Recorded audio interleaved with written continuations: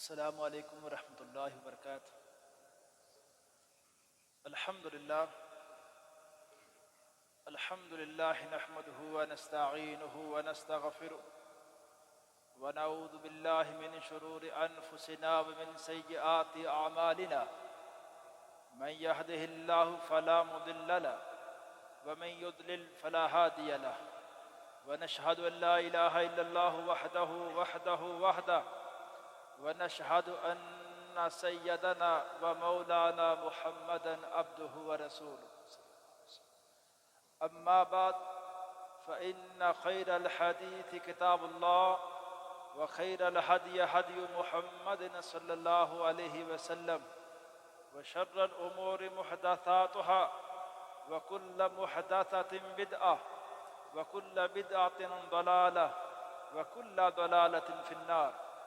اللهم صل على محمد وعلى آل محمد كما صليت على إبراهيم وعلى آل إبراهيم إنك حميد مجيد۔ اللهم بارك على محمد وعلى آل محمد كما باركت على إبراهيم وعلى آل إبراهيم إنك حميد مجيد۔ أعوذ بالله السميع العليم من الشيطان الرجيم من همزه ونفخه ونفثه، بسم اللہ الرحمن الرحیم۔ یا آدم اسکن انت وزوجک الجنہ فکلا من حیث شئتما ولا تقربا هذه الشجرہ فتکونا من الظالمین۔ ہر قسم کی تحمید و ستائش، کبریائی، بڑائی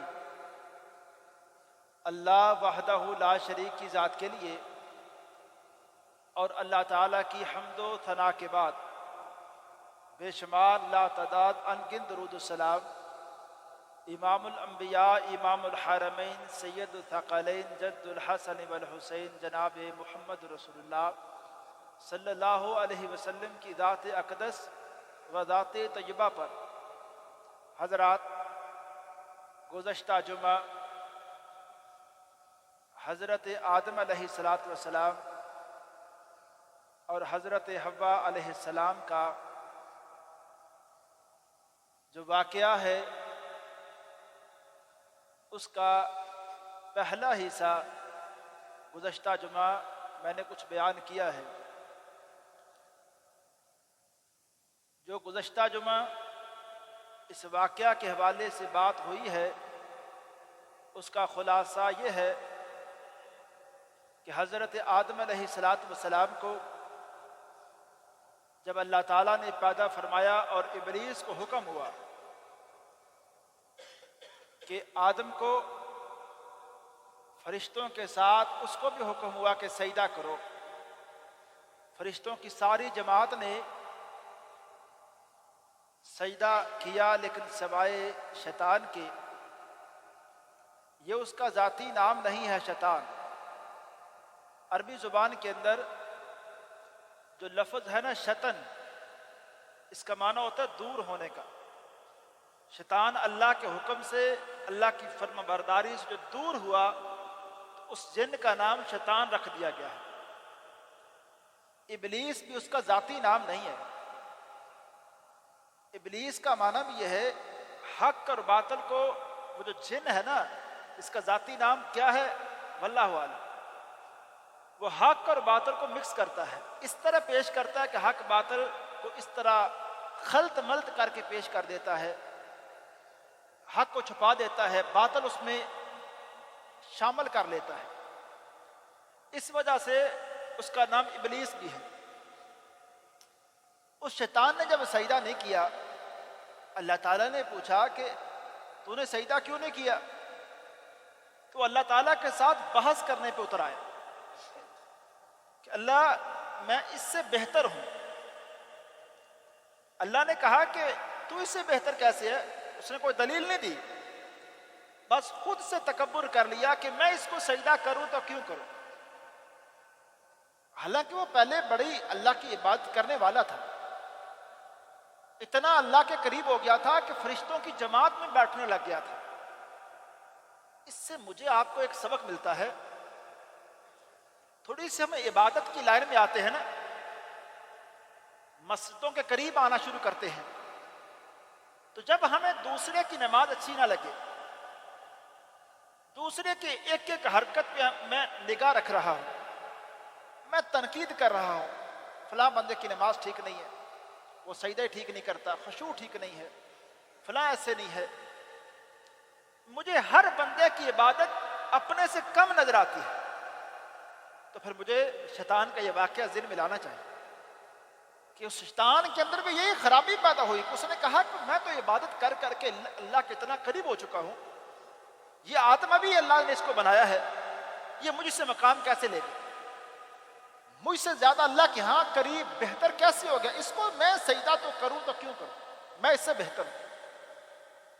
اللہ تعالیٰ نے کہا پھر آج کے بعد تو یہاں سے نکالا گیا ہے، تو مردود ہے۔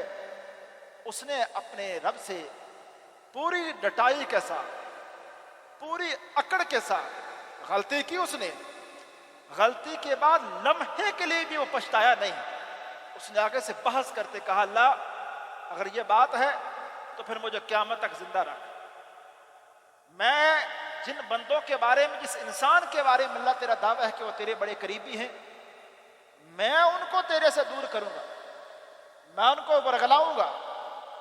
اللہ نے قرآن میں کہا تو خود بھی، تیرے لشکر بھی پیدل چل کے میرے بندوں کو گمراہ کرنے پہ اتر آئیں، سواریوں پہ آ جائیں، جیسے مرضی جو طاقت لگانی لگا لیں، جو میرے بندوں میں تیرے قریب آئے پھر وہ میرے نہیں رہے، پھر ان کو میں عذاب سے وہ کچھ سزائیں جو میرے پاس ہے ان کو سامنا ہے، لیکن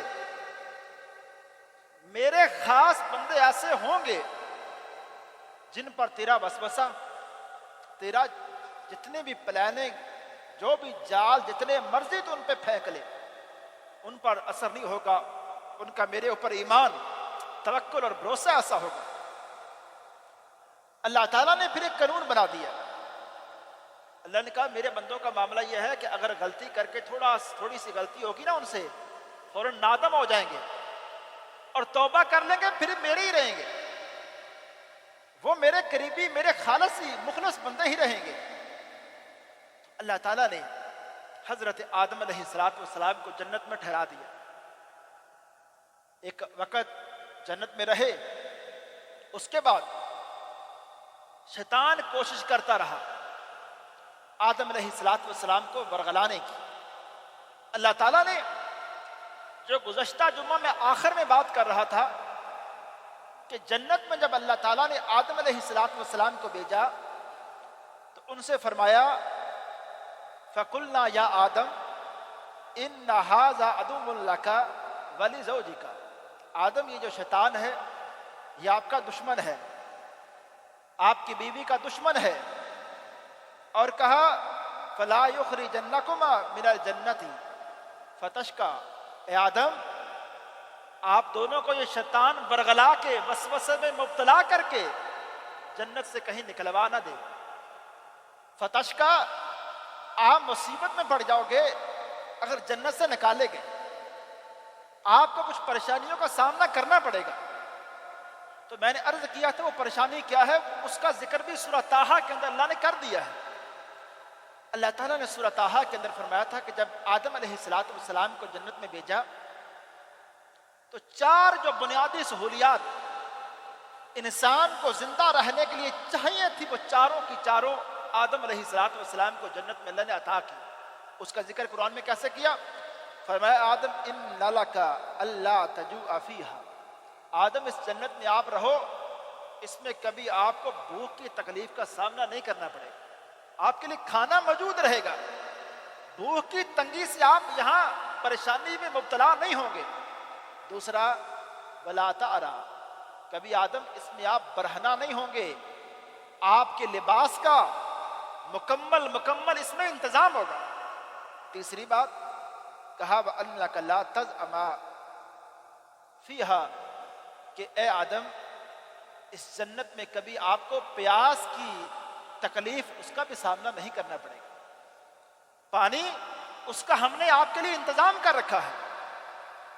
وَلَا تَضْحَىٰ، اے آدم اس میں دھوپ کا آپ کو سامنا نہیں کرنا پڑے گا، اس میں ہم نے آپ کے لیے ایسی چھت کا، ایسے مکان کا انتظام کر رکھا ہے کہ وہ تکلیف بھی آپ کو نہیں ہوگی۔ تو یہی آج انسان کی بنیادی ضروریات ہیں، کھانا ہو گیا، پانی ہو گیا، رہائش ہو گئی، اور انسان کے پاس لباس ہے۔ یہ چاروں چیزیں انسان کی بنیادی ضروریات ہیں انسان کے زندہ رہنے کے لیے۔ آدم علیہ السلام کو یہ چاروں سہولیات، یہ چاروں نعمتیں اللہ تعالیٰ نے جنت میں عطا کر رکھی تھی۔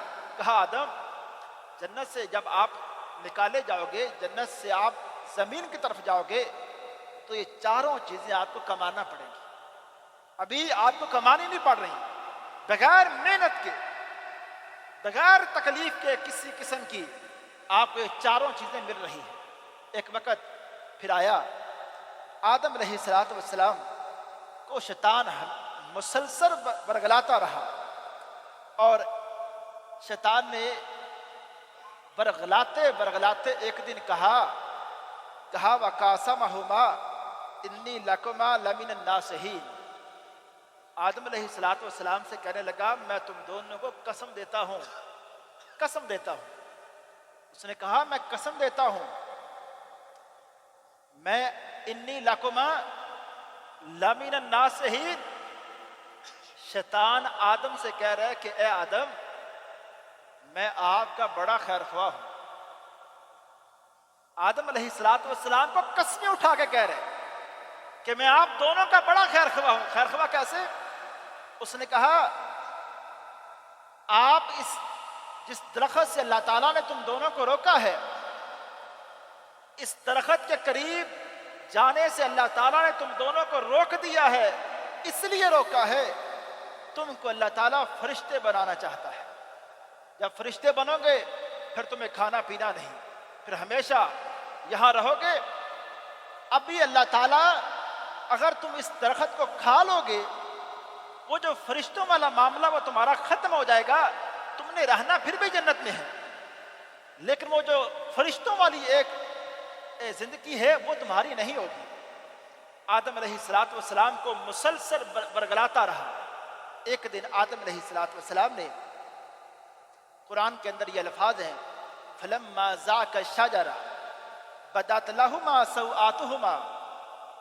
ایک دن آدم علیہ السلام اور ان کی بیوی سیدہ حوا اس درخت کے قریب گئیں اور اس درخت کو کھا لیا۔ اب یہاں لوگ دو طرح کی باتیں کرتے ہیں۔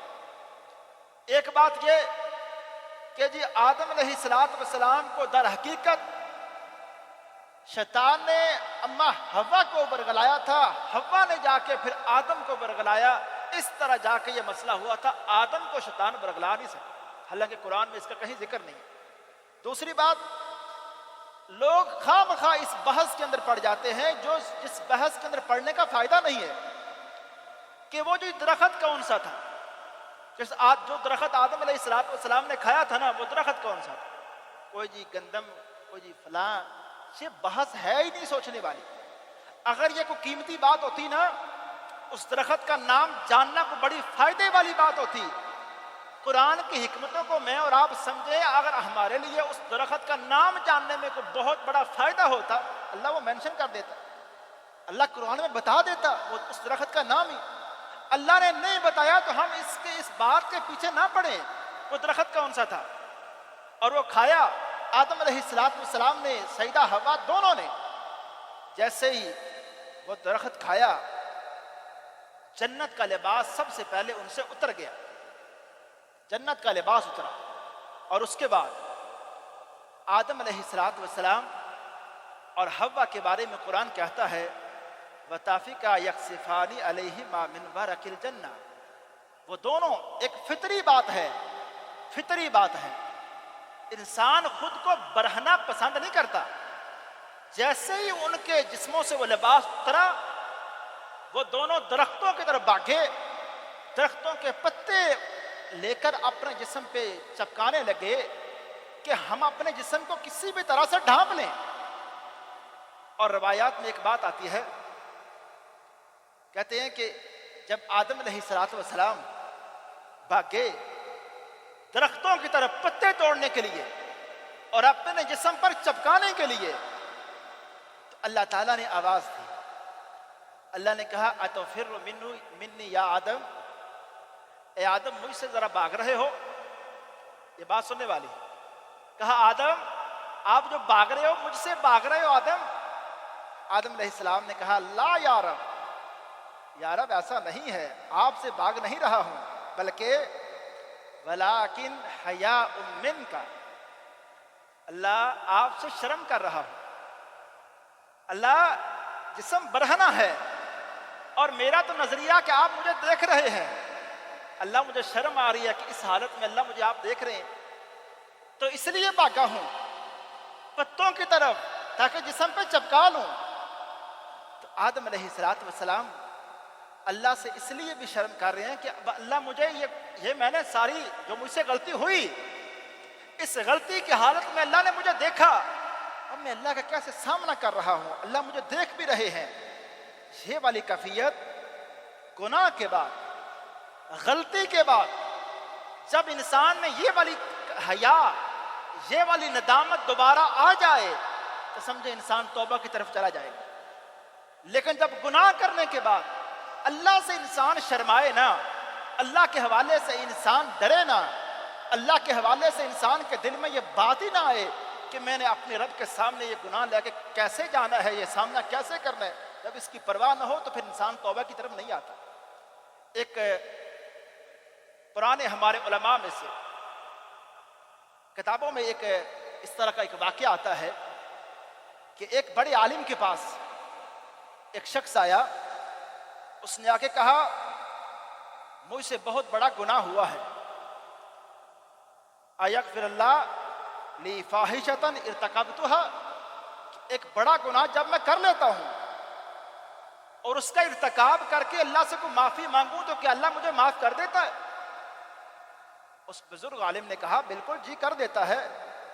ان تبتا و صدقتا فشکر اللہ، اگر تو سچی انداز میں توبہ کر لے اور اللہ تعالیٰ کی نعمتوں کی دوبارہ قدردانی بھی آ جائے اور اللہ تعالیٰ کا شکر زیادہ سے زیادہ عبادت کے ذریعے کرنا شروع کر دے تو اللہ تعالیٰ اس گناہ کو معاف کر دیتے ہیں جو آپ کرتے ہو. تو اس بزرگ نے جب یہ جواب دیا تو وہ بندہ یہ جواب سن کے جانے لگا اور خوشی کے ساتھ جانے لگا. اس نے کہا کیا میرا رب ہے، گناہ بھی کروں پھر معافی مانگوں تو مجھے معاف کرتا ہے، وہ مجھ سے ناراض نہیں ہوتا. تھوڑا سا چلا تو پھر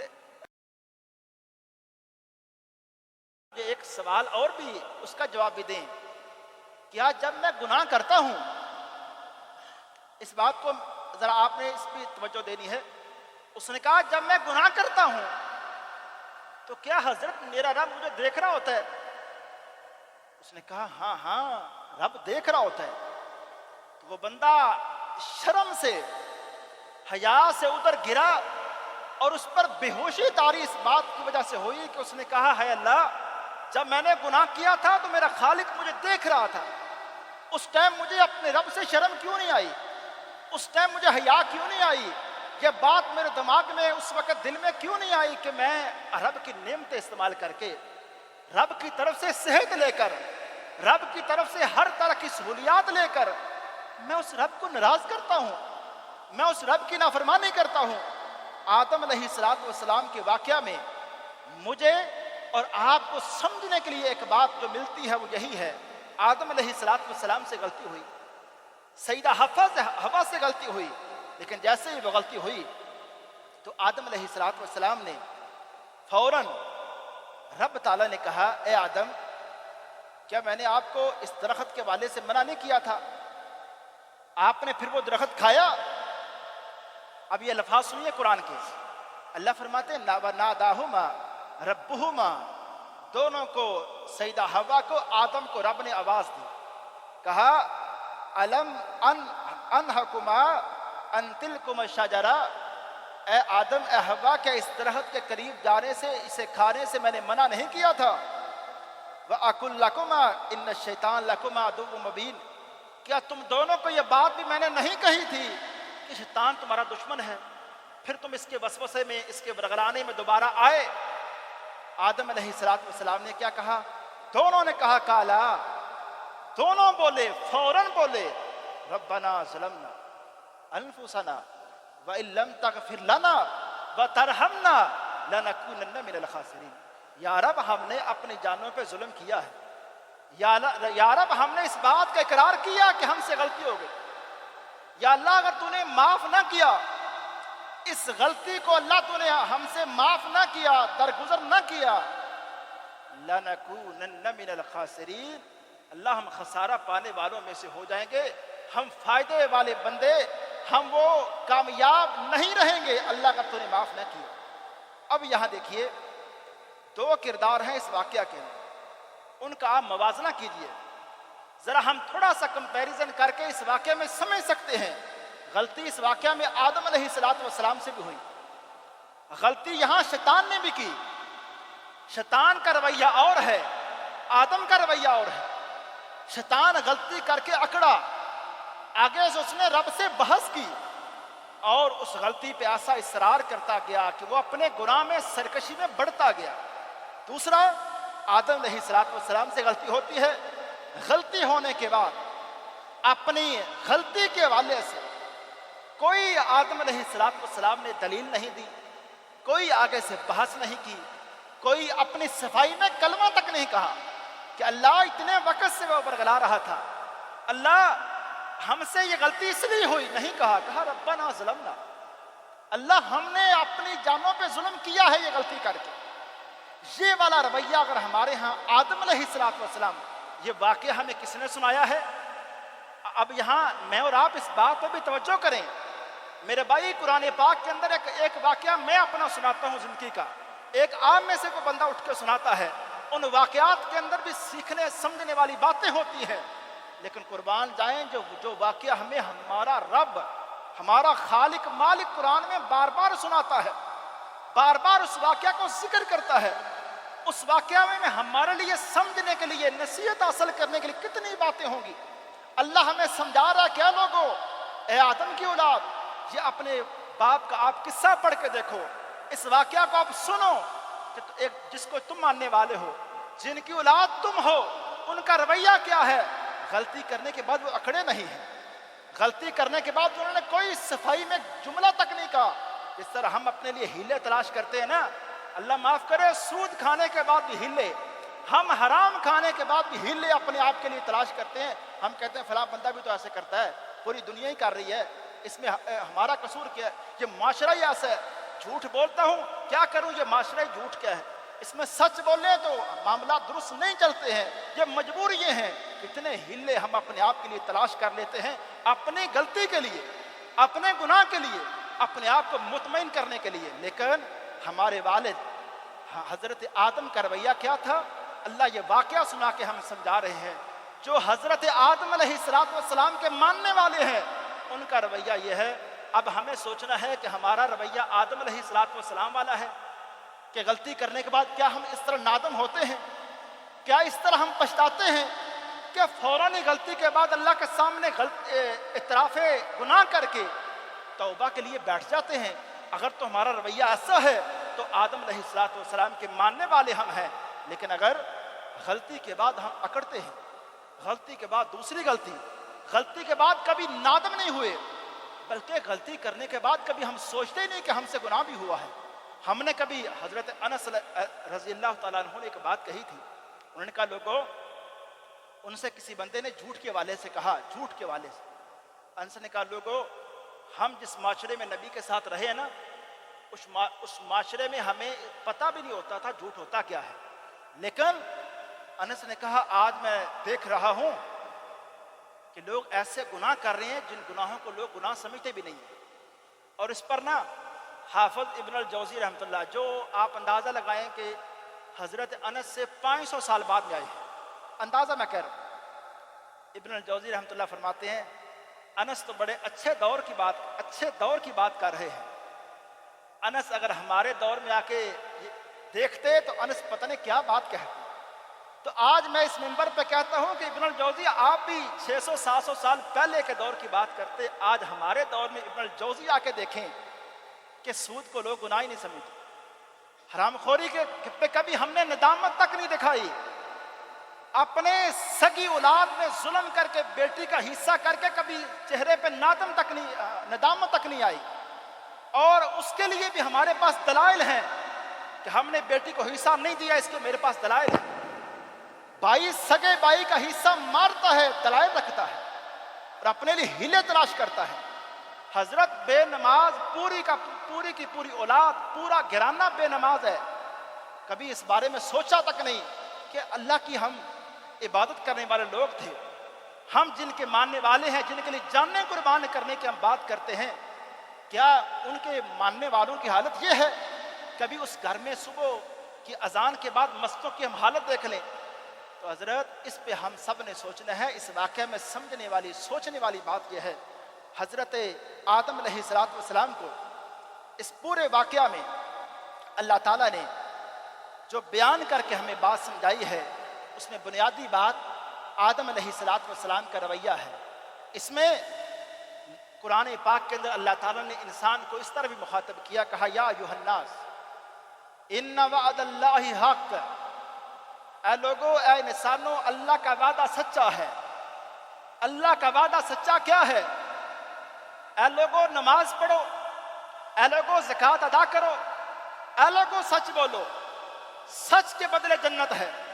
اللہ کا یہ وعدہ سچا ہے، اور رب نے کہا اے لوگو اگر سود کی زندگی گزارو گے، اگر نافرمانی کی زندگی گزارو گے، اس کے بدلے میں جہنم ہے۔ اللہ کا یہ وعدہ سچا ہے، اس میں کوئی ایسی بات نہیں کہ جس میں شک والی بات ہو۔ دوسرا اللہ فرماتے ہیں اے لوگو فلا تغرنکم الحیات الدنیا، یہ دنیا کی رونقیں، یہ دنیا کا یہ ماحول تمہیں کبھی اللہ کے حوالے سے دھوکے میں نہ ڈال دے۔ اور فرمایا ولا یغرنکم باللہ الغرور، اور کسی قسم کا دھوکا شیطان بھی تمہیں نہ دے دے۔ اور قرآن پاک کے اندر اللہ بار بار کیا پیاری نصیحت فرما رہے ہیں انسانوں کو، اپنے پیارے بندوں کو۔ اللہ فرماتے ہیں ان الشیطان لکم عدو، اے لوگو شیطان تمہارا دشمن ہے۔ اور اس کے بعد جملہ سنیں قرآن کا، اللہ فرماتے ہیں فاتخذوہ عدوا، اے انسانوں اس کو اپنا دشمن ہی بناؤ، اس کو اپنا دوست نہ بناؤ، اس کو اپنا مخلص نہ بناؤ۔ وہ جو وسوسے تمہارے اندر پیدا کرتا ہے نا، گناہ کرنے کے بعد اس کا جواز، اس کے ہیلے، اصل میں شیطان کا کام یہ ہے، ایک گناہ کو ہمارے لیے اتنا مزین کر کے پیش کرتا ہے، ہمیں کہتا ہے یہ کام اگر نہ کیا آپ کے بچے بھوکے مریں گے۔ یہی دروازہ ہے رزق کا، اس کے علاوہ رزق کا دروازہ تو بھی نہیں ہے نا۔ اس معاشرے میں آپ رہ رہے ہو، اس معاشرے میں سارے لوگ تو اسی رستے پہ ہیں، آپ اکیلے اگر یہ سچ کا رستہ اختیار کرو بھی تو اس معاشرے میں کیا تبدیلی پیدا کر لو گے؟ ایسے ہیلے، ایسے گناہ کو میرے لیے مزین کر کے پیش کرے گا کہ میرے لیے اس گناہ کے جواز کا دروازہ کھول کے رکھ دے گا۔ شیطان یہی کام کرتا ہے۔ اللہ تعالیٰ فرماتے ہیں لوگوں وہ تمہیں کسی بھی طرح سے دھوکے میں نہ ڈال دے۔ اور اس کے بعد اللہ تعالیٰ فرماتے ہیں انما یدعو حزبہ لیکونوا من اصحاب السعیر، شیطان اور اس کا گروہ لوگوں کو بار بار اسی لیے ورگلاتا ہے کہ وہ چاہتا ہے کہ یہ لوگ بھڑکتی آگ میں چلے جائیں، اس کی تو کوشش یہی ہے۔ اور پھر اس کے بعد اللہ تعالیٰ ایک جگہ یہ فرماتے ہیں افتتخذونہ وذریتہ اولیاء، اللہ فرماتے ہیں لوگو کیا تم شیطان کو اور اس کی ذریت کو، اس کی اولاد کو تم دوست بناتے ہو من دونی، مجھے چھوڑ کر، میرے علاوہ مجھے چھوڑ کر ان کو تم اپنا دوست بناتے ہو۔ اور فرمایا لکم عدو بئس للظالمین بدلا، پھر جو اس رستے پہ چلے گا اللہ فرماتے ہیں پھر اس ظالم کے لیے تو پھر سخت ترین بدلہ ہے ہمارے پاس۔ اللہ تعالیٰ نے قرآن حکیم کے اندر پوری بات، یہ کوئی بھی واقعہ آپ اٹھا کے دیکھ لیں، حضرت آدم علیہ السلام کا واقعہ ہو، حضرت ابراہیم کا ہو، حضرت موسیٰ کا ہو علیہ السلام، ہر واقعہ میں ایسی ہی باتیں ہمیں سمجھنے کو ملتی ہیں کہ آدم علیہ السلام ایک وقت، یہاں ایک سوال کا میں یہاں ایک جواب لازمی دوں گا، لوگوں کے ذہنوں میں ایک سوال ہے کہ آدم علیہ السلام کو اللہ نے جنت میں بھیجا اور آدم کو سمجھایا بھی کہ آدم یہ آپ کا دشمن ہے۔ آدم پھر اس شیطان کے وسوسے میں کیسے آئے کہ یہ پھل انہوں نے کیوں کھایا اس درخت کا؟ یاد رکھیں قرآن حکیم کے اندر جب اس واقعہ کو ہم دیکھتے ہیں نا، پورے پرائے میں 7 جگہ پہ، قرآن میں مختلف جگہ پہ یہ واقعہ 7 جگہوں پہ یہ بیان ہوا ہے۔ 7 جگہوں کا مضمون اکٹھا کر کے ہمارے سامنے یہ بات آتی ہے۔ ایک جگہ اللہ تعالیٰ فرماتے ہیں کہ آدم علیہ السلام کو جب جنت میں ہم نے بھیجا تو ایسا نہیں ہے کہ ایک مہینے کے بعد دوسرے مہینے میں انہوں نے درخت کھا لیا تھا، ایسی بات نہیں ہے۔ شیطان ایک لمبا ٹائم ورگلاتا رہا، ایک لمبی مدت آدم علیہ السلام جنت میں رہے، اور قرآن کہتا ہے کہ ایک وقت ایسا آیا کہ پھر وہ ہماری بات، ہماری نصیحت کو بھول گئے۔ ایک لمبے وقت کے بعد جا کے ورگلایا ہے، ایسا نہیں ہے کہ 2 دن کے بعد، کوئی ہفتے مہینے کے بعد آدم علیہ السلام اس کے وسوسے میں آ گئے تھے۔ اس نے مسلسل سالوں کے بعد جا کے، لمبی مدت کے بعد جا کے، جب کوئی بندہ کسی کو کیسی بھی نصیحت کر دے، انسان ایک وقت کے بعد کچھ باتیں بھول لازمی جاتا ہے۔ تو یہ آدم علیہ السلام یہ جو بھولے ہیں، اور اس کے بعد اللہ تعالیٰ نے جو زمین کی طرف ان کو بھیجا ہے، ہرگز اس بات کو میں اور آپ نہ سمجھیں کہ ان کو جنت سے زمین کی طرف بھیجا جانا آدم کے لیے اللہ معاف کرے کچھ بطور سزا ایسا کام ہوا تھا، ایسی بات نہیں ہے۔ یہ بطور سزا نہیں، یہ تو انسانوں کے لیے پھر بطور آزمائش تھی۔ شیطان کے ساتھ اللہ کا چیلنج تھا۔ اللہ نے کہا پھر اب زمین پہ تو بھی اتر، اور میرے بندے آدم بھی اتریں گے، ان کی اولاد بھی اس زمین پہ پھیلے گی، اب تو بھی پھر ورگلا۔ وہ جو مارکا تو قیامت تک جاری رکھنا چاہتا ہے، اس مارکے کا آغاز تو کر لے، میرے خاص بندوں کو تو ورگلا کے دکھا۔ یہ تو اللہ تعالیٰ کا ایک چیلنج تھا۔ اللہ تعالیٰ کی اور بھی بڑی حکمتیں ہو سکتی ہیں جن کو میں اور آپ پتہ نہیں اس میں ہم سمجھ نہیں سکتے ہیں۔ اللہ تعالیٰ سے دعا ہے اللہ تعالیٰ ہم سب کو قرآن کی باتیں، ان کے واقعات صحیح طرح پڑھنے، ان کو سمجھنے، ان میں جو ہمارے لیے سبق ہیں ان کو سیکھنے کے اللہ تعالیٰ توفیق عطا فرمائے۔ وما علیہ الا البلاغ المبین۔ الحمدللہ نحمدہ ونصلی علی رسولہ الکریم، اما بعد۔ مختصر سا بس ایک اعلان ہے کہ انشاءاللہ اگلا جمعہ سے 2-3 خطبات کے اندر مسلسل رمضان سے پہلے زکوٰۃ کے مسائل کو انشاءاللہ میں ایک ترتیب کے ساتھ، تفصیل کے ساتھ بیان کرنے کا ارادہ رکھتا ہوں۔ تو آپ اگلے جمعے سے جو بھائی ان مسائل کو سیکھنا چاہتے ہیں ایک مکمل ترتیب کے ساتھ، اور ان مسائل کو میں کوشش کروں گا کہ آسان سے آسان کر کے بیان کروں جو آپ کی سمجھ میں آ جائیں، تو ان مسائل کو جو لوگ سیکھنا چاہتے ہیں وہ ٹائم پہ، وقت پہ آپ تشریف لائیں۔ اور اسی طرح اگر کسی بھائی کا کوئی سوال ہو زکوٰۃ سے متعلقہ، تو وہ اقبال صاحب کو اگر جمع کروا دیں تو میرے پاس وہ سوال پہنچ جائے گا۔ بعض اوقات ایسا ہوتا ہے کہ ایک سوال بڑا اچھا ہوتا ہے، اس کا جواب باقی لوگوں کو بھی پتہ چلنے میں فائدہ ہوتا ہے۔ تو ایسا کوئی بھی سوال ہو آپ کا زکوٰۃ سے متعلقہ، وہ اقبال صاحب کو آپ جمع کروائیں، پھر انشاءاللہ اس کو خطبے کے اندر میں ایک ترتیب کے ساتھ ان کے جواب بھی انشاءاللہ دے دوں گا، فائدہ ہوگا۔ اما بعد فإن خیر الحدیث کتاب اللہ وخیر الہدی ہدی محمد صلی اللہ علیہ وسلم وشر الامور محدثاتها وكل محدثة بدعة وكل بدعة ضلالة وكل ضلالة في النار۔